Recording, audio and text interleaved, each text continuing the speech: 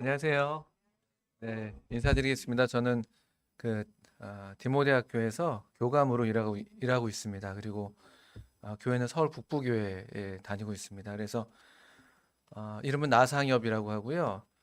어, 저희가 이 미래교육 비전 세미나라는 이름으로 보통 학교로 저희가 청해서 이렇게 성도님들을 오시게 해서 우리 학교를 좀 이렇게 소개도 드리고 또 기독교 대안교육에 대해서 말씀도 드리고 이런 시간들을 저희가 한 8차례 이제까지 쭉 가져왔었습니다. 그러다가 이제 오늘 처음으로 이제 원정, 제가 항상 홈그라운드에서 있다가 이제 원정을 이렇게 오게 돼서 원정 경기에 좀 긴장감이 좀 없지 않아 있습니다. 근데 그렇지만 또 제가 또 광주가 저한테 되게 그렇게 익숙한 곳은 아니거든요. 저는 이제 뭐 아까도 말씀드렸지만 교회는 서울에 다녀왔고 또 학교는 이제 안성에 있다 보니까 그냥 서울 촌사람이죠. 뭐 그래가지고 광주 올 기회가 많지는 않았었습니다. 그런데 이제 그래도 이제 광주 상무대로 교회를 또 이렇게 내어주셔서 또 같이 함께 교제할 수 있어서 또 마음에 좀 편안함이 있고 또 제가 그래도 해태 타이거즈 팬이었거든요 옛날에. 아실런가 모르겠어요. 해태 타이거즈라고. 예, 있습니다. 어쨌든 그런 게. 그래서 제가 내가 좋아했던 그 팀의 이 본고장에 와서 여기 이러고 있다는 게 또 실감도 좀 이렇게 소감이 좀 이렇게 남다른 마음도 없지 않아 있습니다. 어린 시절이 이렇게 탁 떠오르기도 하고 막 그랬습니다. 예. 오늘 우리 디모데 학교 교육 설명회라는 이름으로 함께 모여 계시는데요. 저희는 특별히 기독교 교육의 가치, 또 부르심에 응답하는 그리스도인 이와 같은 제목으로 오늘 첫 시간 좀 말씀을 잠깐 나누려고 합니다. 그 말씀을 시작하기 전에 저희 학교는 지금 잠깐 소개드렸지만 경기도 안성에 있습니다. 경기도 안성. 어우, 오늘 아침에 이제 우리 선생님들이랑 7시에 만나서 7시에 출발해서 왔는데 또 새삼 또 이 원정의 이 어떤 이 고달픔이랄까요? 걸 느끼면서 새벽잠을 차에서 이제 좀 부족한 잠을 좀 자면서 이렇게 내려왔고 또 동시에 거꾸로 우리 학생들이 얼마나 멀리서 이렇게 오고 있는가 또 어떻게 다니고 있나 대단하다 이런 생각들을 또 새삼스럽게 좀 하게 됩니다. 여기 지금 여기 광주 상무대로 교회만 해도 벌써 이렇게 학교를 몇 년 다니고 졸업한 친구들도 꽤 있고 또 지금도 다니고 있는 어린애들이 있는데 우리 7학년의 그 중1이죠. 중1 장지문 같은 애는 어떻게 다니나 그 어린애가 근데 몸은 7학년 같지는 않아요. 어쨌든 많이 커서 또 괜찮겠다 생각도 합니다만 어떻든 되게 먼 길을 많이 다니신다 생각이 듭니다. 그리고 그래서 요번에 저희가 그래서 항상 이렇게 오시라 했었는데 그게 참 고된 또 부탁을 드리는 경우였어 가지고 우리가 그래도 또 몇 분이라도 계실지 모르겠지만 한번 가서 또 이렇게 필요한 대로 필요한 분들을 만나 뵙고 또 말씀을 같이 나누면 좋겠다 이렇게 생각을 하게 됐었습니다. 저희 학교 경기도 안성에 있고요. 학교를 시작한 지가 11년 차 됐습니다. 2015년에 이제 시작을 했죠. 그리고 올해로 11년 차 접어들고 있고 처음에 시작할 때는 중학교 1학년 학생 4명, 중학교 2학년 학생 8명 이렇게 12명의 학생들과 함께 아무것도 없이 이제 선생님들 13분, 학생 12명, 교사 13명 이렇게 이제 시작을 했었습니다.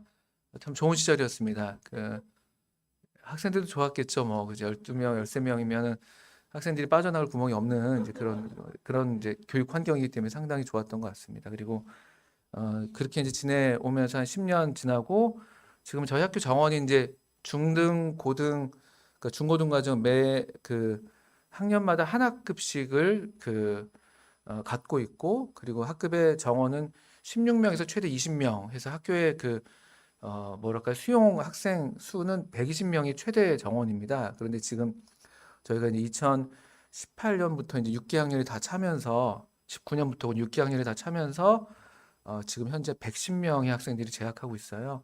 중등 과정에 한 50명 정도, 고등 과정에 한 60명 정도 이렇게 좀 분포가 그렇습니다. 대략 그렇게 좀 말씀을 드릴 수가 있겠고요. 또 이미 많이들 아시겠습니다만 또 우리 학교를 위해서 여러 지역 교회에서 함께 해주셔서 지금 한 전국에 한 40여 교회죠. 40여 지역 교회에서 그렇게 110명 학생들이 같이 지내오고 있습니다. 간단하게 좀 말씀을 드렸고 이따 또 기회가 되면 또 관심 있는 분들은 기독교 교육의 실제라는 선택 또 배움에서 또 함께 또 조금 더 자세하게 우리 학교 교육에 대해서 말씀을 드릴 수가 있을 것 같고요. 오늘 이 시간에는 이런 제목, 기독교 교육의 가치, 부르심에 응답하는 그리스도인이라는 제목으로 말씀을 드리려고 합니다. 그래서 아주 간단하게 좀 말씀드리려고 해요. 그 제가 아는 범위 내에서 또 우리가 언론에서 만나고 있는 범위 내에서 오늘날 우리 한국 교육이 지금 어떻게 가고 있는지 간단하게, 또 그 한국 교육의 한마디로 얘기하면 옛날부터 물론 그랬겠습니다만 이렇게 인본주의 중심 공교육이잖아요. 우리가 다 그런 교육을 받아왔고 사실은 저도 그렇고요. 근데 지금 또 오늘날 또 어떤지, 또 반면에 그렇다면 성경은 어떻게 교육에 대해서 말씀하고 계시는지, 그것을 따라서 기독교 대안교육이 왜 필요한지, 어떤 가치가 있는지 이와 같은 것들 말씀을 드리고자 합니다. 더불어서 디모데 학교가 이런 특징이 있다고 아주 개괄적으로만 좀 말씀을 드릴 수 있을 것 같습니다. 그 지금 여기 그 학생으로서는 우리 혜인이라고 제가 알고 있어요. 박혜인 학생 좀 부담되죠. 이런 분위기였어요. 저희 처음 시작했을 때도 너를 다 둘러싸서 지금 온 세상이 너를 향해 있어요. 뭐 지금 현재 학생은 우리 이제 혜인이밖에 없습니다만 어른들이 다 앉아 계시는데 다 학창 시절을 보내 오셨죠. 또 저희들의 또 이제 뭐 학창 시절이 그 뭐랄까요? 어, 좋았 좋았죠. 좋았던 것 같습니다. 저는 제 기억에는. 근데 이제 그건 이제 지나고 나면 항상 다 이렇게 아름답게 추억이 되니까 그 시절의 어떤 그 교육을 그리워하는 게 아니라 사실은 그 시절의 나를 그리워하는 거죠. 그 시절에 내가 참 좋은 것이지. 가만 생각해 보면은 이 한국 교육 현실이 그때나 지금이나 별반 달라지지 않았다고 생각하시면 됩니다. 좀 더 달라진 게 있다면 학생들은 좀 더 뭐라고 표현, 힘이 더 세졌고 교사들은 힘이 더 약해졌다. 이렇게 보시면 되겠습니다. 그런데 조금 더 세분해서 이제 학교라는 것이 배우는 곳이잖아요. 이제 교육 현실을 얘기할 때 이제 학습 부분도 먼저 좀 말씀을 드리게 됩니다. 이제 학교는 배우는 곳이니까요. 그런데 그 특별히 이제 우리 이제 2025년인데 2020년 그 코로나를 이렇게 여기 보내 오셨죠. 또 여기 학창 시절을 그때 보낸 분들도 계시고 하는데 코로나가 이제 그때 이후로 상당한 어떤 학교 현실 또 학습에 큰 좀 변화를 학교 현장에서도 그렇고 연구진들에서도 많이 얘기들을 합니다. 이 장기간의 원격 수업을 하면서 그전에 우리가 학교에서 우리가 이제 그 누렸던 그런 학교에서 배운다는 것이 그냥 어떤 교과 뭐 수업을 통해서 배우는 것도 있었겠지만 함께해서 배우는 것들이 굉장히 컸던 것이 우리가 그 시절에 우리를 이렇게 참 이렇게 좋게 기억하고 있는 것인데 그걸 잃어버렸죠. 그걸 잃어버리면서 좀 새롭게 어떤 이 교육에 대해서 학습에 대해서 좀 이렇게 새로운 어떤 그 변화 현상들을 겪은 게 무엇이냐면은 이게 참 그렇습니다. 배움이라는 것이 그냥 나 인터넷 강의에서 열심히 한다고 다 이렇게 모든 걸 배우는 게 아니더라고요. 우리 경험상. 이 관계 가운데서 배우는 것이 굉장히 크죠. 교사와 학생 간의 이런 관계, 우리 나를 지지해주고 기대해주는 선생님, 또 나와 함께 배우고 있는 친구들, 또 함께 힘들지만 또 낄낄대면서 또 반항도 하면서 그러면서 배워오는 게 있는데 그걸 학생들이 잃어버렸어요. 사실은요. 그 한 2, 3년간. 그러면서 이게 동시에 어떻게 나타나냐면요. 그게 그냥 학교가 뭐 더 온라인으로 더 좋은 양질의 교육을 제공하면 되는 거 아니냐 이렇게 생각했었습니다만 전혀 그렇게 되지 않았습니다. 왜냐하면 그 배움의 어떤 터라고 할 수 있는 그 학교 현장을 잃어버렸기 때문에 그렇죠. 그래서 학생 간 학습 격차가 좀 대단히 심각할 정도로 좀 크게 벌어져 있습니다. 그 코로나는 또 게다가 아시는 것처럼 코로나 기간에 그래도 부모님이 조금 더 집에서 학생을 돌볼 수 있는 그런 어떤 그 지지대 역할을 해주시는 부모님이 계신 학생은 그래도 또 오히려 그것을 뭐 기회 삼아서 학교 안 가도 되니까 필요한 공부 더 하자. 또 이제 뭐 학원들 하고 뭐 이러면서 더 오히려 그런 쪽에서 좀 더 이렇게 손실이 적거나 오히려 향상되는 면도 사실 조금 얼마간 있었다고 할 것 같으면 정반대로 그런 어떤 그 도움을 받지 못하는 그런 환경에 있는 학생들 같은 경우는 전혀 그 몇 년 동안에 학습이 사실 이루어지지 않았죠. 그래서 학생 간 학습 격차가 대단히 지금 커져 있는 것을 우리가 볼 수가 있습니다. 또 뭐 아시는 것처럼 여전히 입시 중심의 이 과도한 경쟁과 또 그런 어떤 가치관의 혼란, 또 이건 비단 그냥 일반 뭐 우리 믿지 않는 가정의 얘기들만 하는 게 아니라 우리 믿는 가정의 자녀들이 겪는 이런 부분이 있어요. 그 입시 현장에 입시 중심의 그 경쟁 교육 한복판에 있으면서 또 교회나 가정에서 또 듣게 되는 어떤 이런 뭐랄까 영적인 어떤 가치관이랄까 이런 것들이 상당한 괴리가 있거든요. 그래서 거기서 오는 그 혼란도 적지 않습니다.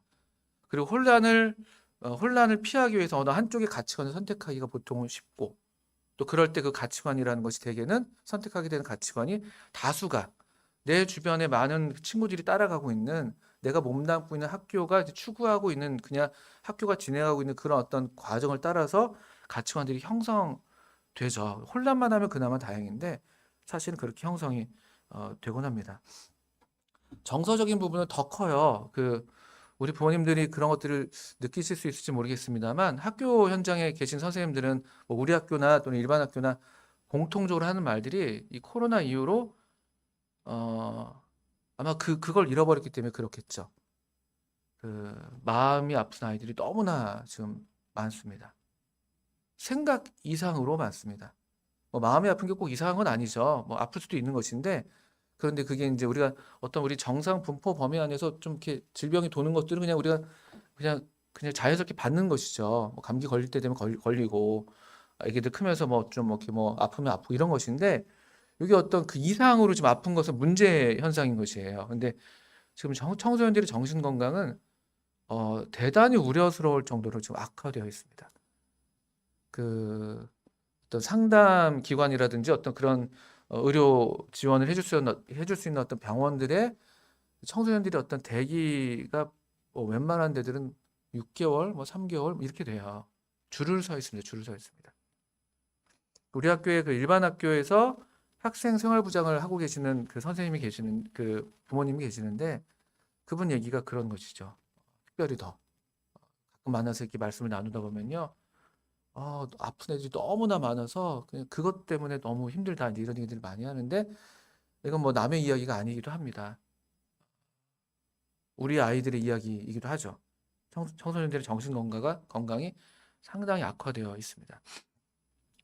청소년 행복 지수는 몇 년째 아래에서 1등을 빼앗기지 않고 있는 그런 우수한 지금 성적을 거두고 있습니다. OECD 국가 중에서 최하위를 몇 년째 계속 지키고 있습니다.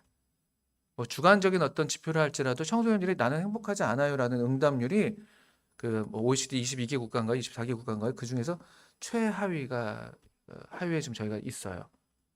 청소년들은 자신들이 행복하다고 얘기하지 않습니다. 물론 모두 뭐 우리도 그때도 그랬어요 이렇게 얘기하지만 그냥 그런 수준이 아니라 그게 이제 아픔이죠. 그냥 행복하지 않은 게 아니라 뭔가 이제 어떤 정서적인 어떤 질병으로서 이제 그게 비화되는 그런 경우들. 청소년 자살 인구 계속해서 매년마다 해마다 역대 최고를 경신하고 있습니다. 2010년부터 우리 보통 사망 원인들을 이렇게 조사하잖아요. 국가기관에서요. 2010년부터 청소년들의 사망 원인 1위가 이제 이런 슬프게도 청소년 자살이 그때로부터 1위로 계속 지금 차지해서 5년이니까 15년째 계속 그 1위 자리를 지키고 있고 근데 그 수도 점점 증가하고 있습니다. 그래서 좀 언뜻 보면 미약해 보여요. 10만 명당 평균을 내니까 10만 명당 뭐 11.7명인가 그래요. 뭐 이게 적은 거 아닌가라고 하는데 지금 적은 그 숫자도 숫자지만 결국 적지가 않고 청소년들이 사실은 그 생을 마감하는 경우들이 이렇게 많지가 않잖아요. 여러 이유에서. 근데 그 숫자 자체도 적지가 않은 것이고 그렇습니다. 정서적인 부분은 생각보다 훨씬 더 학생들이 많이 지금 아파하는 부분입니다. 교실은 더 말할 것도 없죠. 이제 교권이 약화된 것들은 혹시 우리 중에 이제 선생님들 계시다면은 많이 느끼시고 계실 거예요. 그리고 이제 여러 제약들도 워낙에 많고 또 전에 우리가 잘못했던 그런 관행들을 고치는 건 좋지만 그것에 반해서 또 지나치게 교사들의 어떤 교육권이 이제 보장되지 못하는 교실이 붕괴되고 있다고 얘기를 하고 있고 선생님들 설문조사가 5월 달에 나왔더라고요. 보통 그 스승의 날 어간에서 이제 설문조사들을 많이 하는데 5월 달 설문조사에 선생님들의 응답 95%가 공교육은 붕괴되고 있다. 심각하게 붕괴됐다. 이런 식으로 이제 응답하는 기사를 제가 본 적이 있습니다. 교실 현장이 그렇습니다. 그래서 옛날에도 이런 일들이 없지 않았겠지만 그래도 옛날에는 여러분들 자꾸 옛날 얘기 죄송한데 그 친구라는 영화 보면 그래도 선생님들이 애를 때렸잖아요. 너가 아버지 뭐 하시노 하면서 시계 풀고. 근데 지금은 그런 일은 있을 수도 없어요. 근데 정반대 일이 일어나는 것들은 이제 심심치 않게 볼 수가 있는 것이죠. 학생들이 물어보는 거죠. 네가 뭔데? 하면서 학생들이 이게 시계 푸는 거고 막 이런 일들이 일어나는 것들이 참 슬프게 슬픈 일들이 참 많이 있습니다. 또 불과 2년 전인가요? 그 서희초 또 사건 교사의 어떤 슬픈 일들이 우리나라를 이제 들끓게 했는데 이제 뭐 학생인데 이제 학부모들의 민원, 과도한 뭐 학부모님들께서 교육의 주체로서 의견을 주실 수가 있죠. 근데 그것이 지나치게 과도한 어떤 그런 환경 가운데서 이 교권이나 또 이 공교육의 어떤 이 현장이 제대로 된 교육을 하기가 참 어렵다. 이 얘기들을 듣고 있습니다. 좀 제 얘기를 죄송한데 저희 집사람이 초등학교에서 지금 일을 하고 있어요. 근데 이제 저녁마다 이제 모임에 학교 얘기들을 주로 하고 저는 주로 듣는 편에 있습니다. 저는 우리 학교 얘기 잘 하지 않습니다. 우리 학생들 소중하니까. 그리고 다 이제 서로 알고 막 그러니까 좀 그런 게 있잖아요. 근데 이제 저희 집사람은 이제 일반 학교 다니고 있으니까 근데 너무 안타까워요. 마음을. 저희 집사람이 어떤 그런 일들을 당하고 그러진 않는데 근데 이제 거꾸로 이제 교사로서 어떤 학생들을 이렇게 좀 지도하는 것에 대해서 점점 이제 소극적이 되고 그래서 방치되는 학생들이 너무나 많구만. 그러니까 그런 이야기를 전 좀 종종 듣는데 그 집사람은 안타까워서 하는 얘기죠. 뭐 옆반의 안무개가 하여튼 그냥 완전히 배제되고 있고 어떤 필요한 교육적 지원을 교사로부터 받지 못하고 뭐 해도 별로 뭐 또 잘못했다가 또 어떻게 또 되고 이렇게 되니까 점점 이제 교육이 소극적이 되는 것이죠. 그렇다고 저희 집사람이 뭘 할 수 있는 것도 아니고 막 굉장히 좀 안타까운 그런 갈등들을 얘기를 하곤 합니다. 이 한국 교육 현실의 그 바탕에는 이제 인본주의가 있다고 우리가 다 알고 있습니다. 공교육은 기본적으로 인본주의가 그 교육 철학이고 그 교육의 바탕이 되는 것이죠. 인본주의가 이제 말이 좋습니다. 인본주의니까 사람이 제일 중요하다. 사람이 제일이다. 뭐 이런 얘기죠. 이게 틀린 얘기가 아닙니다. 그런데 문제가 되는 것은 무엇이냐면은 이것이 우리 이제 신앙 양심과 이것이 좀 배치되는 것이 뭐냐면은 바로 교육의 바탕이 되는 그 철학 부분이에요. 인본주의는 기본적으로 만물의 중심은 사람이다. 또 요즘에 거기에 더해서 이제 그 인본주의를 강화하는 그 포스트 모더니즘은 사람 중에서도 누굽니까? 권위 있는 사람이 아니에요. 부모님도 아니고 선생님도 아닙니다. 누가 되는 거예요? 만물의 중심이 사람인데. 너 자신이라는 거죠. 너 자신. 너야 너. 그리고 진리를 결정할 수 있는 권한도 너에게 있어. 외부에서 누가 이것이 진리라고 말하는 것에 대해선 수용하지 않도록 의심하게 하고 물론 그런 비판적 사고도 필요하겠습니다만 이제 완전 그 개인 한 사람에게 모든 진리가 결정되는 그런 권한을 주고 있는 것이죠. 그게 이제 인본주의의 중요한 특징입니다. 이것을 과소평가하시면 안 돼요. 우리가 과거에 너무 지나치게 인권이 없었기 때문에 이런 면들에 대해서 이제 부각되고 그런 것들이 이해가 됩니다만 그렇지만 이것의 어떤 그 맹점이 분명히 있고 여기에 이 아주 큰 철학적인 함정이 여기 있는 것이죠. 여기에 하나님의 자리가 있을 수가 없어요. 절대 진리의 자리가 있을 수가 없습니다. 그 공교육은 객관적이고 중립적이다라고 말하는데 그렇지 않습니다. 어떤 지식도 객관적인 지식이라는 게 있을 수가 없어요. 지식을 선택하는 이것이 지식이라고 이것이 우리가 배워야 될 정보라고 선택하는 그 순간서부터 이미 주관이 개입될 수밖에 없습니다. 이 세계에 존재하는 모든 것들이 중립적이고 객관적이고 뭐 이런 것들은 있을 수가 없습니다. 사람 자체가 좌로든 우로든 치우치기가 쉽죠. 성경도 그렇게 말씀하시고. 이 세상은 그럴 수밖에 없어요. 근데 이게 이 교묘하게 이 공교육은 마치 이 편도 저 편도 아닌 아주 객관적이고 중립적이라는 그런 환상을 이렇게 심어줘요. 근데 그렇지 않아요. 그리고 교육을 실제로 실행하는 교사, 또 학교 현장에서 우리가 접하게 되는 교과서. 옛날엔 그래도 교과서가 국정교과서가 많았기 때문에 그런 선택의 여지도 없었지만 지금은 학교에서 다 선택하거든요.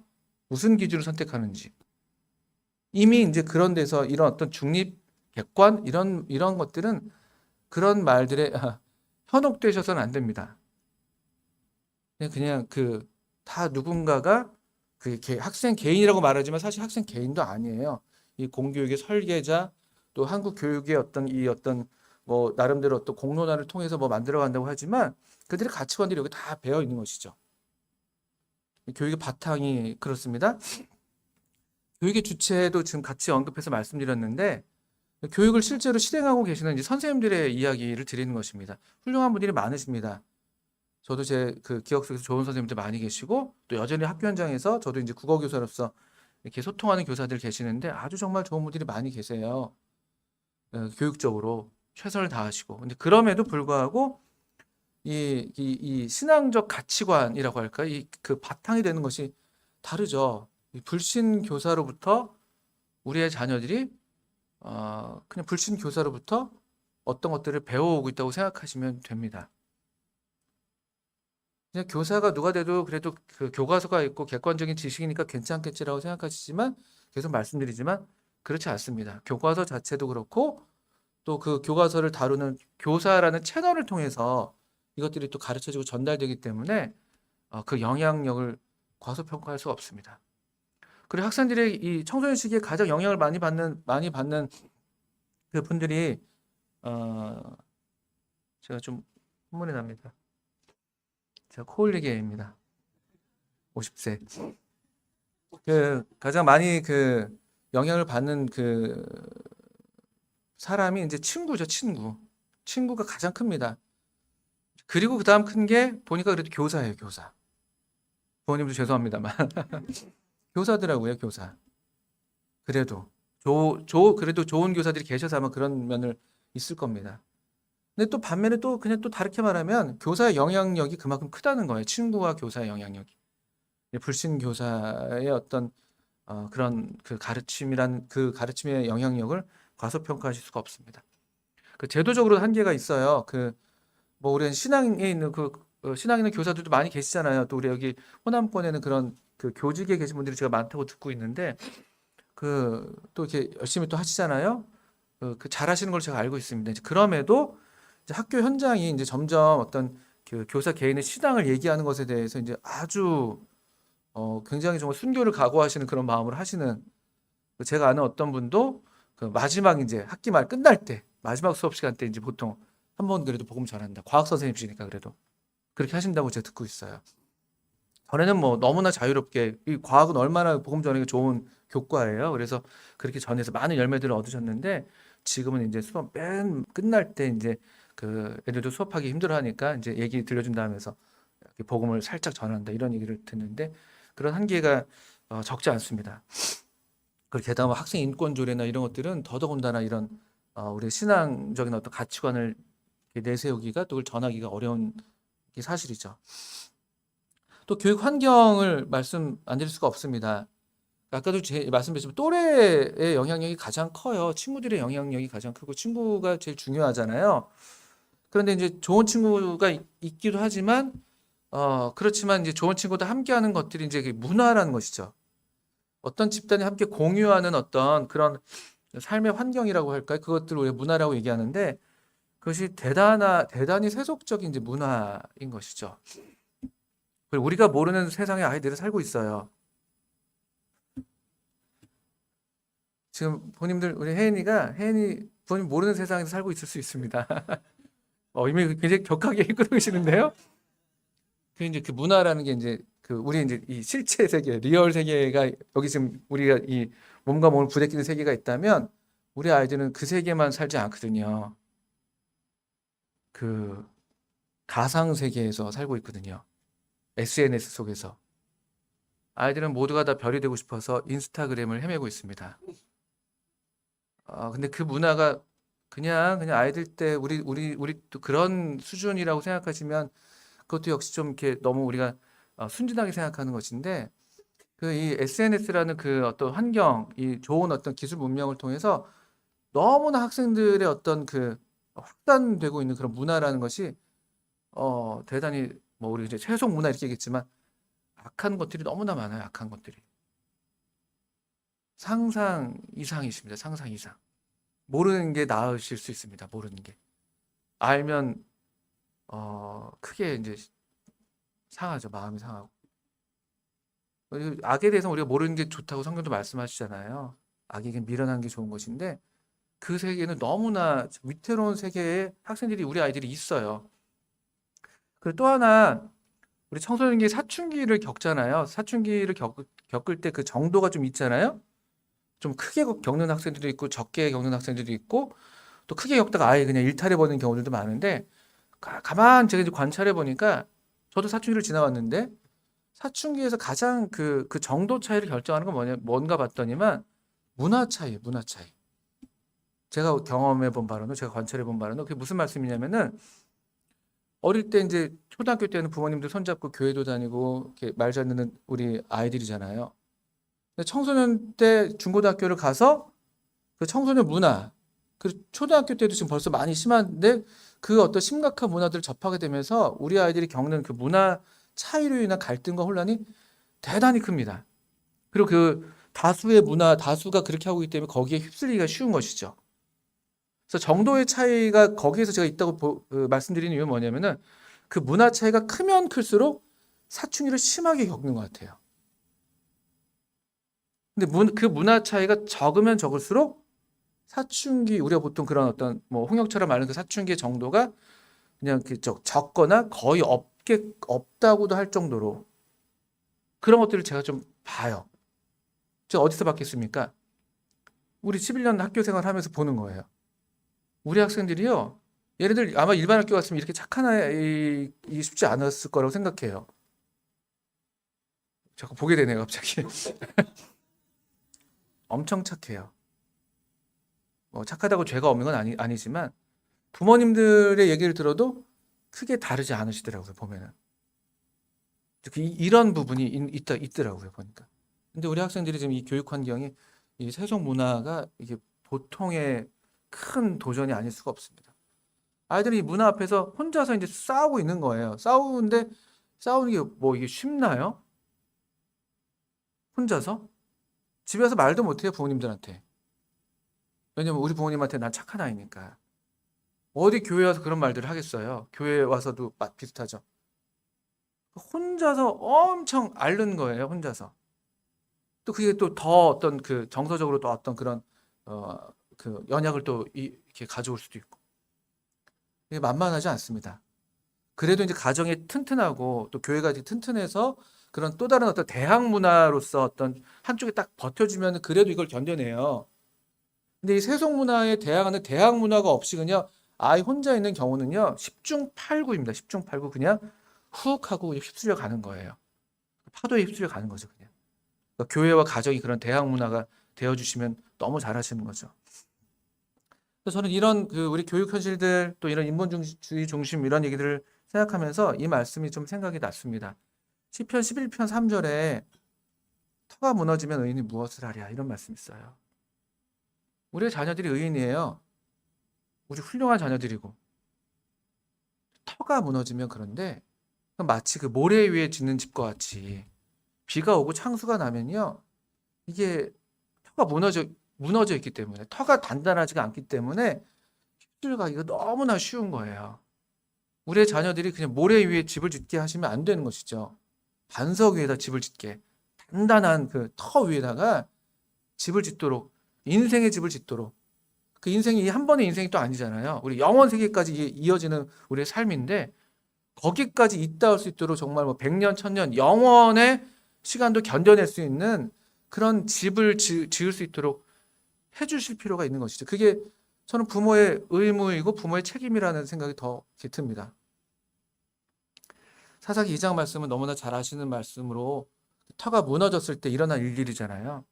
지금은 그래도 내 손 붙잡고 교회 오고 지금은 그래도 내 그래도 우리 또 교회에서 이렇게 뭐 할 수 있다고 하는데 그게 그렇게 장담할 수가 없습니다.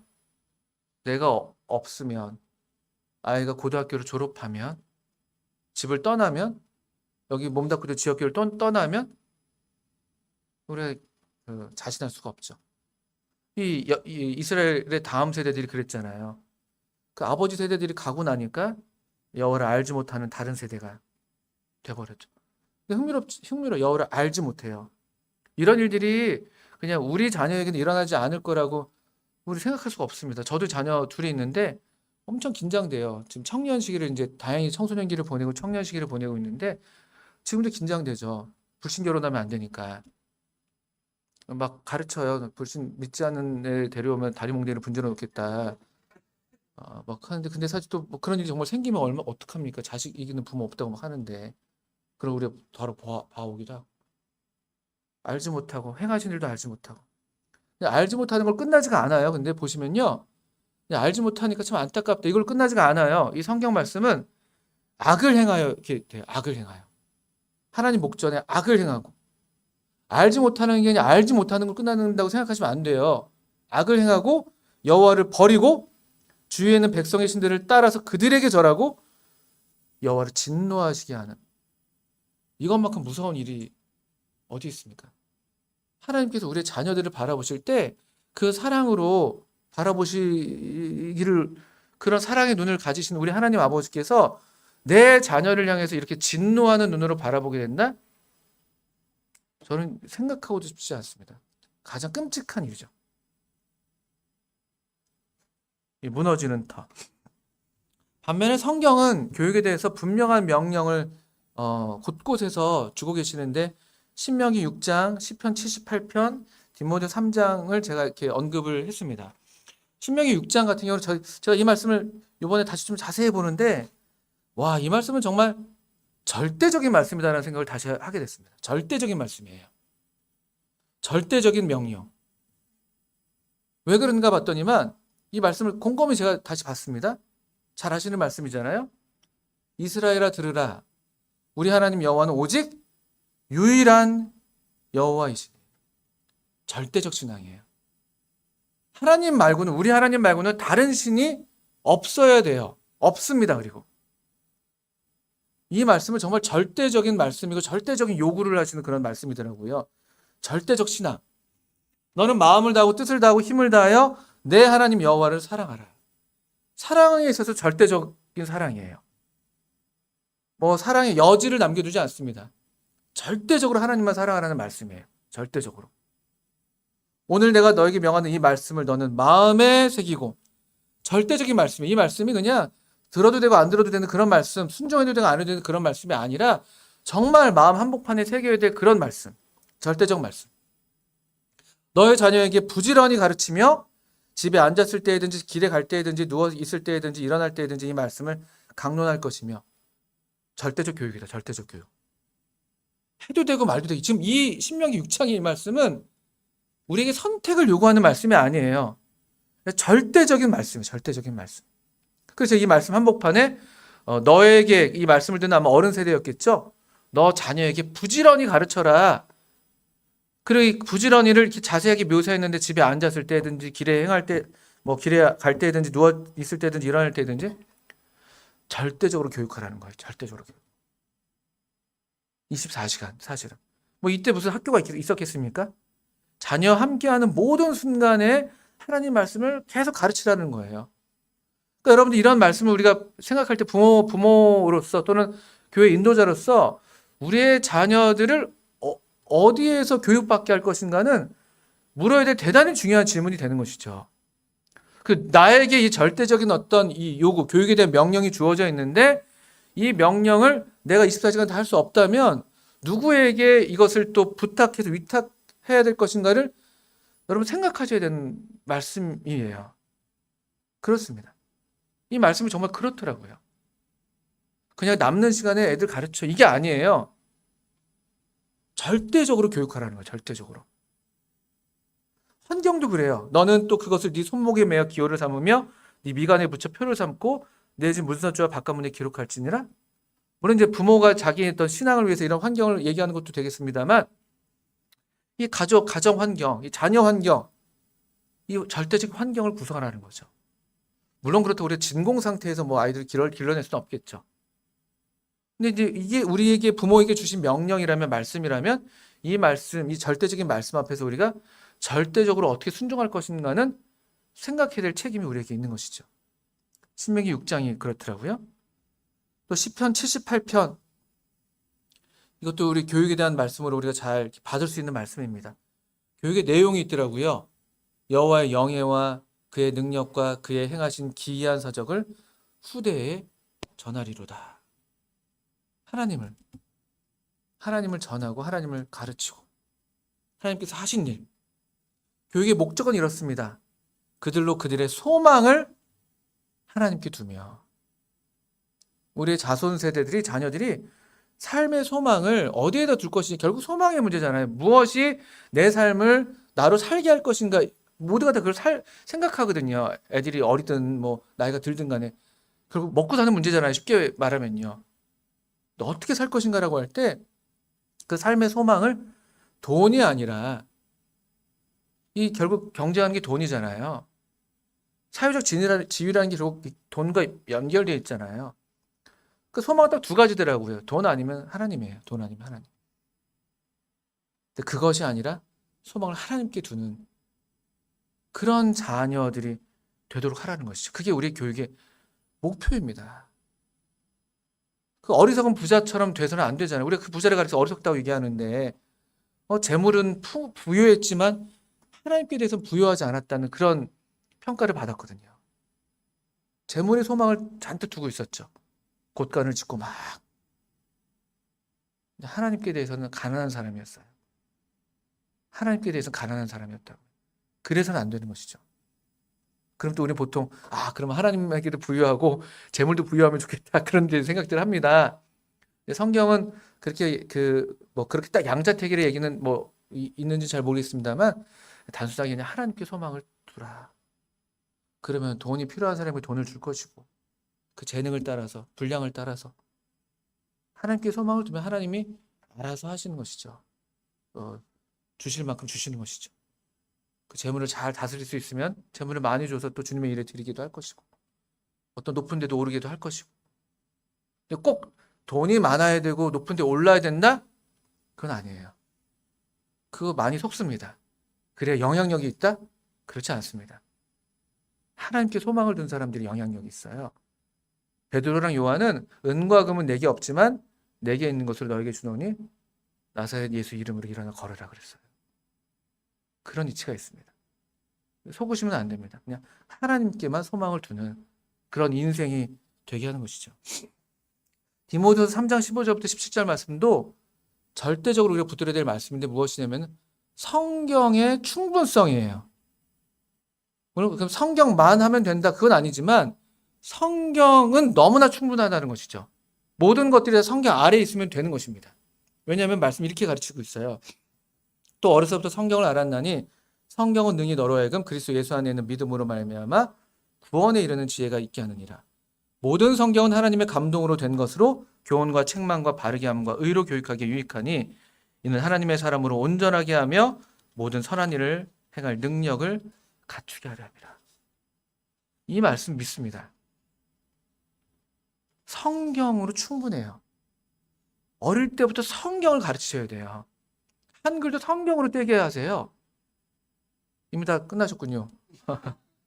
쉬운 성경 말고 그냥 우리 개역 개정 성경.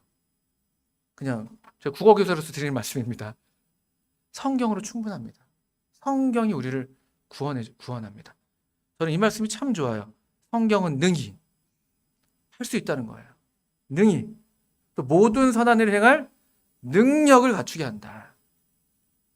오늘날 능력주의 시대에서 성경을 믿고 성경에 순종하는 그 사람이 할 수 있는 일은요, 우리 사회에서 기대하는 것 훨씬 그 이상일 수 있어요. 하나님을 등에 업고 있는 사람인데요. 하나님이 기쁘게 도구로 쓸 사람인데요. 얼마나 놀랍게 선한 일을 행하겠습니까? 성경의 충분성, 우리 분명히 믿을 수가 있습니다. 그런 면에서 이런 그 성경의 어떤 그 교육 명령들을 볼 때 기독교 대안교육, 기독교 교육이 얼마나 가치가 있고 얼마나 필요한가 말씀드릴 수 있습니다. 거듭난 교사들, 우리 학교가 그렇습니다. 거듭난 교사들. 또 모두 성경을 가장 우선하고 성경 위에 모든 교과 교육 과정들을 구성하는 또 이런 무한 경쟁 시대에서 경쟁이 아니라 공동체, 함께 배우는, 함께 성장하는 그런 기쁨. 또 그냥 어떤 지적인 성장만이 아닌 이 정서적으로, 영적으로, 또 지적으로, 사회적으로 성장하는 이런 어떤 기독교 교육은 너무나 하나님의 이 명령, 하나님의 요구에 부합하는 것이고 마땅히 우리가 행해야 될 그런 교육인 것이죠.